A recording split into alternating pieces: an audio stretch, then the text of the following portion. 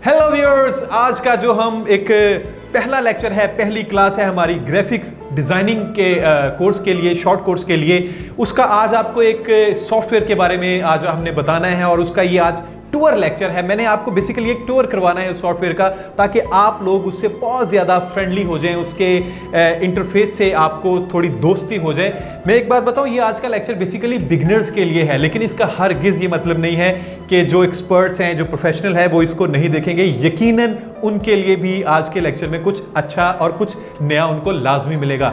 Beginners के लिए मैं इस वजह से कह रहा हूं कि एक स्टार्ट पे बहुत सारे लोग इसकी इंटरफेस को देख के थोड़ा डर जाते हैं, इतने सारे पैनल्स हैं, पता नहीं ये क्या होगा। ये बहुत आसान है और बहुत मजे की चीज है।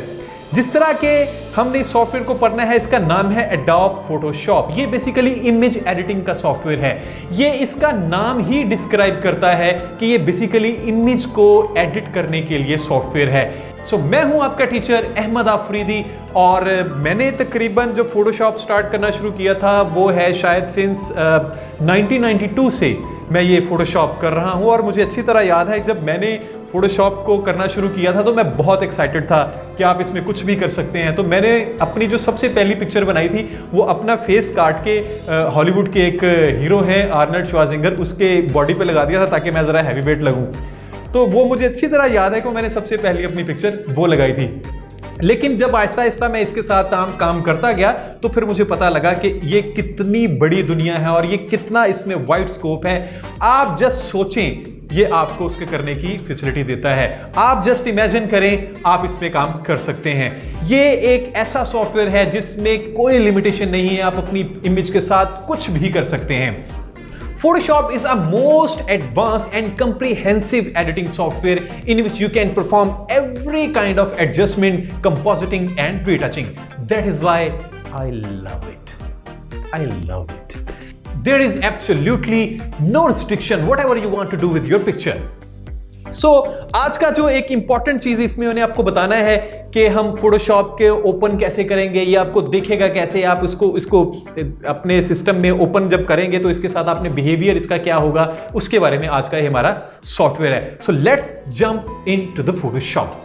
तो ये आपके सामने वो एक इंटरफेस है फोटोशॉप का बेसिकली, कि ये आपको दिखेगा कैसे। हो सकता है ये थोड़ा सा आपके सॉफ्टवेयर में उसके वर्जन के हिसाब से थोड़ा सा चेंज हो, बट ऑलमोस्ट ये ऐसे ही होगा।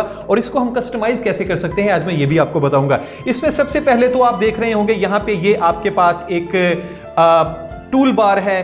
टूल बार के साथ ये यहाँ पे आपके सामने ऊपर आ जाता है, ये ऑप्शन बार इसको कहते हैं, कुछ ये नजर आ रहे हैं। यहाँ पे आपको एक डिफरेंट पैनल नजर आ रहे हैं और ये साथ में यहाँ पे आपको पैलेट पैनल नजर आ रहे हैं। इसको आप क्लिक करेंगे तो ये डिफरेंट पैनल्स आपको यहाँ से खुलते हुए नजर आएंगे। और इसी तरह ये फोटोशॉप है, चूंकि ये मैं मैक पे काम कर रहा हूँ तो फोटोशॉप है, इसके बारे में इसके वर्जन के बारे में यहाँ पे सारी इंफॉर्मेशन है। आगे इसका ये मेन्यू बार है। ये मेन्यू पे जब आप जाएंगे फाइल, तो फाइल के मुतल्लक सारी चीज़ें हैं। आप न्यू फाइल खोल सकते हैं, आप ऑलरेडी सेव फाइल ओपन कर सकते हैं, आप उसको बंद कर सकते हैं, सेव एज करनी हो, एक्सपोर्ट करनी हो, तो ये उसकी सारी चीज़ें हैं। एडिटिंग के हवाले से यहाँ पे हैं डिफरेंट चीज़ें कि आप एडिट करके उसको छोटा बड़ा कट कॉपी पेस्ट कैसे करेंगे। ये आपका इमेज का है कि आप इमेज की अपने लाइट करनी है, उसको डार्क करना है, उसका को कलर करना है, उसमें रेड ऐड करना है, उसमें ब्लू ऐड करना है, उसमें क्या है, ये वो है सारा कुछ। आगे है लेयर्स पैनल जो सबसे इंपॉर्टेंट है। ये आप आगे जाके हम बड़ा डिटेल में पढ़ेंगे हर चीज, आपने बिल्कुल घबराना नहीं है। आज का लेक्चर सिर्फ मैंने आपको बताना है कि फोटोशॉप में चीजें क्या हैं और कहां पे हैं। तो इसी तरह टाइप टूल के बारे में है, टेक्स्ट के बारे में है, क्या टेक्स्ट किस तरह का लिख सकते हैं, सिलेक्शन के बारे में है कि ये सिलेक्ट आपने कैसे करना है। उसके बाद डिफरेंट इसमें फिल्टर्स हैं। फिल्टर्स का मतलब ये है कि आप इसको अपनी मर्जी के कोई इफेक्ट दे सकते हैं, आप ब्लैक एंड वाइट कर सकते हैं, आप इसको पेंटिंग का एक स्केच की लुक दे सकते हैं, आप इसमें डिफरेंट थीम्स और मूड्स ऐड कर सकते हैं, कलर टोनिंग इसकी चेंज कर सकते हैं, आप इसको डिफरेंट पैटर्न दे सकते हैं। ये सारी चीज़ें आपकी इसके फिल्टर में है। ब्लर कर सकते हैं, नॉइज ऐड कर सकते हैं, आप इसको स्टाइलाइज कर सकते हैं। इसमें बहुत सारे पिक्सेलेशन के बहुत सारे इफेक्ट्स हैं इसमें। उसके बाद ये 3D के कुछ फीचर हैं, यानी कि आप एक्स और वाई के अलावा जेड एक्सिस में भी इसमें काम कर सकते हैं। इसके बाद आगे व्यू आ जाता है, इसके ओवरऑल व्यू की प्रेजेंटेशन के बारे में। तो बहुत सारे इसमें पैनल हैं, आपने बिल्कुल भी घबराना नहीं है। अंडरस्टैंडिंग, सिर्फ इसकी थोड़ी सी अंडरस्टैंडिंग के बाद आपको ये बहुत आसान लगेगा। We have a lot more, लेकिन बहुत सारी गुफ्तगू करने से पहले मैं आपको एक मजे की यहाँ पे चीज बताऊं कि फोटोशॉप दुनिया में क्यों सबसे ज्यादा पावरफुल है। देखें, इसमें सबसे जो अच्छी चीज है फोटोशॉप में वो ये है कि ये नॉन डिस्ट्रक्टिव एक एडिटिंग सॉफ्टवेयर है, यानी कि आपका जो ओरिजिनल इमेज है वो इसमें खराब बिल्कुल भी नहीं होता। जिस तरह ये मेरा एक पिक्चर है, अगर मेरा बाल एक लेयर में होंगे, मेरी आईज एक लेयर में होंगी, मेरे जो हाथ हैं वो दूसरी लेयर में होंगे, ये टेबल एक और लेयर में होगा, तो ये अलग अलग लेयर में होंगी। तो यहाँ पे ये अगर मुझे कुछ एक चीज चेंज करनी है तो मुझे पूरा इमेज चेंज करने की जरूरत नहीं होती। मैं सिर्फ उस लेयर में जाता हूँ और ये सिर्फ इस टेबल की जगह में दूसरा टेबल रख लूंगा तो ये मेरा इमेज चेंज हो जाएगा। तो ये इस तरह की बहुत सारी आपको ये सहूलत फोटोशॉप देता है। तो हम देखते हैं कि ये टूल बार क्या करता है। अब टूल बार में डिफरेंट टूल्स हैं, इसमें सिर्फ वही ये सारे टूल्स हैं जो आप फोटोशॉप आपको सपोर्ट करता है वो सारे एक बार में आ जाते हैं आपके पास और आप वो उसको अपनी मर्जी के मुताबिक चेंज करते हैं। देखें, एक साइकिल होता है फोटोशॉप में काम करने का। इस साइकिल को अगर आप समझ लेना तो आपको बहुत सारी चीजें कैटेगराइज करने में बहुत आसानी होगी। देखें, सबसे पहले कोई भी आप एक इमेज खोलते हैं और आप उसको अब चेंज करना चाहते हैं। मिसाल के तौर पे आपने कोई इमेज खोला और उसकी आंखें चेंज करना चाह रहे हैं आप, तो सबसे पहले आपने क्या करना है, सिलेक्शन। जो पार्ट 1 उसका होता है उसको हम कहते हैं सिलेक्शन। देखें, अगर मैंने कोई भी कमांड इस इमेज को दी तो वो तो पूरे मेरे फेस पे अप्लाई हो जाएगी। मैं अपनी आईज को ब्लैक करना चाह रहा हूं, अगर मैं उस आंखों की सिलेक्शन पहले नहीं करूंगा तो वो पूरा इमेज ब्लैक हो जाएगा। तो मुझे सिर्फ आंखें ब्लैक करने के लिए आंखों की सिलेक्शन करनी पड़ेगी। जितनी अच्छी सिलेक्शन होगी उतना अच्छा आपका इमेज एडिट होगा। जब पहले सिलेक्शन हो जाएगी फिर दूसरा प्रोसेस आ जाता है एडिटिंग का। एडिटिंग के साथ किसी भी किस्म की मॉडिफिकेशन को हम एडिटिंग कहते हैं।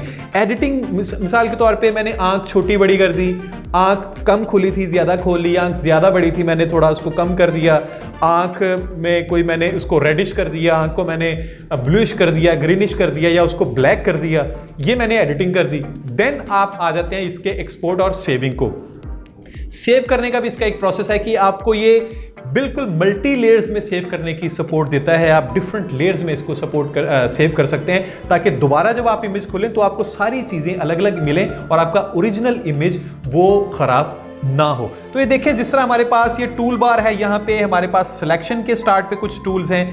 ये आपके पास रेक्टेंगल टूल है, उसके बाद ये पॉलीगोनल टूल है, ये मैजिक वैन टूल है, फिर क्रॉप के टूल हैं, उसके बाद ये कलर पिक करने के टूल आ जाते हैं। उसके बाद अगर आप ये स्क्रीन पे देखें तो डिफरेंट ये ब्रश टूल हैं, ये कंटेंट वेयर है, चीज़ों को रिमूव करने के लिए यूज़ किया जाता है। उसके बाद ये रबर स्टैम्प टूल है, कुछ चीज़ों को आपने रिमूव करना हो, ये रेजर टूल है, ऑब्वियसली रेज करने के लिए होता है। उसके बाद फोटो रीटचिंग के टूल आ जाते हैं यहाँ पे आपके पास। उसके बाद टेक्स्ट के टूल आ जाते हैं, यहाँ पे आपके पास डिफरेंट शेप्स आ जाती हैं, आप डिफरेंट शेप्स इसमें ड्रॉ कर सकते हैं। देन उसके बाद आपके पास ये कलर पिकर आ जाता है। आप सिंपली किसी भी एक चीज़ को क्लिक करें तो यहाँ से आप अपनी मर्जी का कोई भी कलर पिक कर सकते हैं।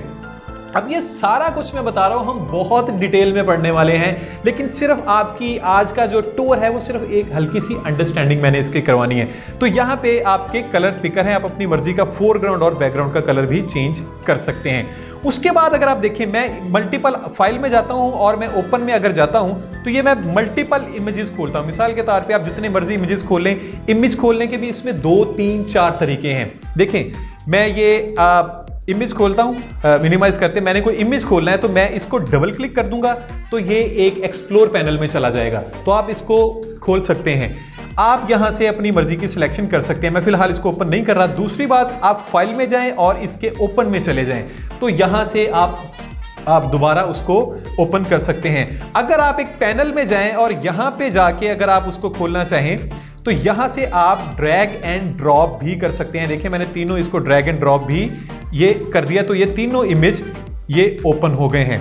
ये आपको देखें, ये एक जॉइंट जुड़े हुए टैब्स में आपको ये खोल रहा है। अगर आपको किसी भी आप इमेज को क्लिक करेंगे तो वो ये इमेज खुल जाएंगे। ये देखें, ये डिफरेंट इमेजेस मैंने खोले हुए हैं। अब अगर मैं चाहता हूं कि ये मुझे अलग अलग टैब में ये इमेजेस मिले तो आपने सिंपली इसको पकड़ के साइड पे कर देना है, इसको पकड़ के साइड पे कर देना है। तो ये देखें, आपके सामने अलग अलग इमेजेस आ जाते हैं। अब ये पूरा वर्क स्पेस भर गया है तो घबराने की बिल्कुल भी जरूरत नहीं है। ये जूम करने के लिए आप कमांड माइनस प्रेस करेंगे तो इमेज छोटा होता जाएगा, कमांड प्लस प्रेस करेंगे तो ये इमेज बड़ा होता जाएगा। आप इसी तरह यहां से भी चीजों को छोटा बड़ा यहां से ये कर सकते हैं। अब ये भी इमेज है तो मैंने कमांड माइनस प्रेस किया तो ये छोटा हो गया है, देखें इमेज, ये भी मैंने छोटा इस तरह पकड़ के छोटा कर लिया। और अब ये वाला इमेज आ गया तो यहाँ से कमांड माइनस मैंने प्रेस किया तो ये भी इमेज मेरा छोटा हो गया है। ये देखें, अब ये 3 डिफरेंट इमेजेस खुल गए हैं। अगर आप चाहते हैं कि ये अलग अलग इमेजेस में जाए तो आप यहाँ पे अगर आप प्रेफरेंसेस में जाएंगे तो यहाँ पे अगर आप देखें फोटोशॉप की प्रेफरेंसेस में मैं इसके वर्क स्पेस में गया हूँ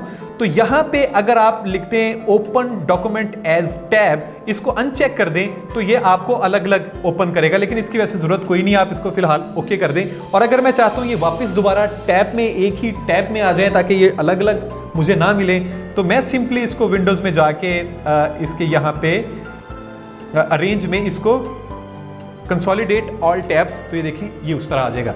अब ये डिफरेंट पैनल्स हैं मेरे पास, यहाँ पे अगर आप देख रहे हो तो ये एक पैनल है, ये एक पैनल है आपके सामने, ये चैनल्स का है, उसके बाद ये लेयर्स का पैनल है, उसके बाद ये डिफरेंट यहाँ पे ऑप्शन है, ये हिस्ट्री का है, यहाँ पे आ जाते हैं तो ये ब्रश की सेटिंग्स का है, ये डिफरेंट हैं ब्रश की सेटिंग के, ये आपके टेक्स्ट के बारे में, कैरेक्टर्स के बारे में आ जाते हैं, उसके बाद ये भी आपके पैराग्राफ के बारे में ये पैनल है।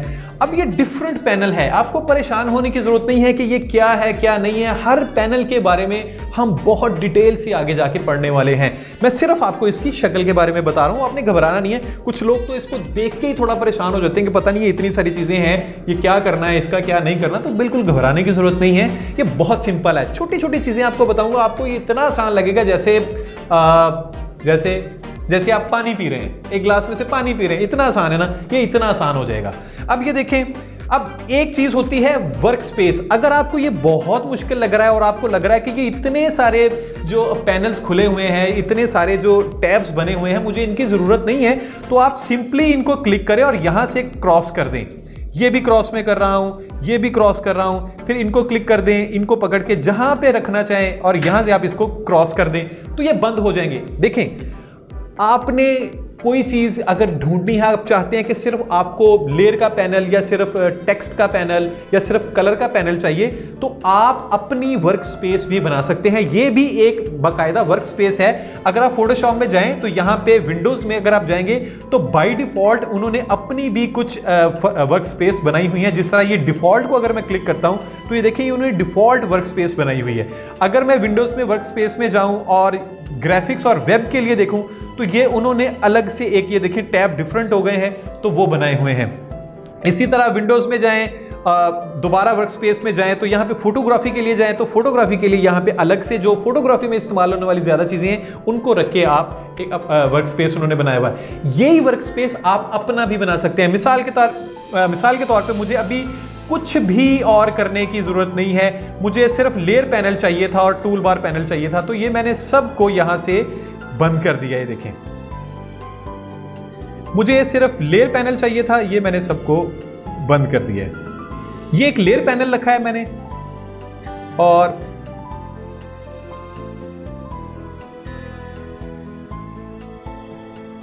ये सिर्फ एक मैंने ये लेयर पैनल जो ये है ये मैंने रखा है। अब मैं चाहता हूं कि इसके अलावा मुझे और चीजों की जरूरत नहीं है, और ये एक और चीज है जो टूल बार, ऑब्वियसली मुझे बार बार इसकी जरूरत पड़ेगी। ये मैंने टूल बार रखा है एक, और एक मैंने ये रखा है। मैं चाहता हूं जब फोटोशॉप खुले तो बस यही चीज आए, इस पे ज्यादा कुछ मुझे इससे ज्यादा मैं अभी कुछ देखना नहीं चाहता। तो क्या करना है, आप उसी तरह इस वर्क स्पेस को सेव भी कर सकते हैं। तो मैं विंडोज में गया, उसी तरह वर्क स्पेस में जाऊंगा तो यहां पे आप ये देखें न्यू वर्क स्पेस, आप इसमें गए तो मैंने इसको कहा my work space for editing. ये मैंने एक स्पेस बना लिया। अब ये मैंने इसको ओपन कर लिया। अब अगर मैंने ये भी खोला हुआ था, यहां पे मैंने खोला है, और फिर मैंने विंडोज में मैंने दोबारा आपको बताया था अगर ये रिमूव हो जाए तो आप विंडोज में जाएंगे तो यहां पे जिसको आप चेक करेंगे वो लेयर, वो जो पैनल है वो ओपन हो जाएगा। मिसाल के तौर पे यहां पे अगर आप देखें करैक्टर्स है, तो मैंने इसको क्लिक किया तो ये करैक्टर्स वाला पैनल ओपन हो गया है। ये देखें, ये वाला ओपन हो गया कैरेक्टर वाला पैनल।